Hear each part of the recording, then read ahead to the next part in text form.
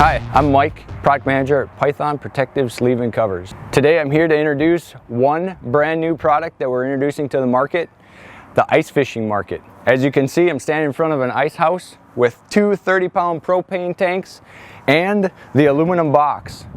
They're starting to get to be a hot item on most of the houses that are going down the road.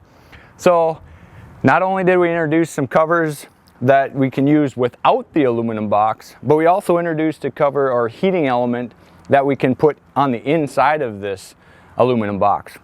So right now I'm going to show you the features and the benefits.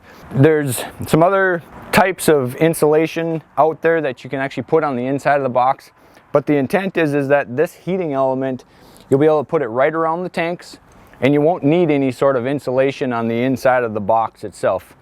So I'll go ahead and show you how to install this blanket. So we'll open up the door and we're actually going to tighten up the tanks. I got the tanks tight right now and we're just going to leave those tight. There's also a cord on the box that's provided already, which is a pretty slick feature. So this blanket that I have, again, does have heating elements on the inside. It'll touch about half to 3/4 of the tank, introducing or providing warmth into that propane. And warmth into the propane will give you a longer burn life, cleaner burn, and also so that your regulator doesn't freeze up. So we have a head end and we have a tail end. The tail end is where the cord comes out. So what we're going to do is we're going to feed this blanket into and around these tanks. Till about right there. Then what we'll do is we'll take this cord and kind of lay it out on the outside. We'll take these elastic cinch straps and we'll cinch the blanket tight. And now that cover is nice and tight, that element is right up against those propane tanks, driving all that heat right into those tanks, keeping that propane nice and warm so it doesn't freeze up on you.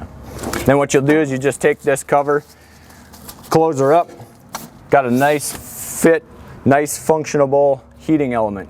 Then what we can do is we can plug this right into this little cord that sticks out the back, plug it in, just lay it across the top, and there you go.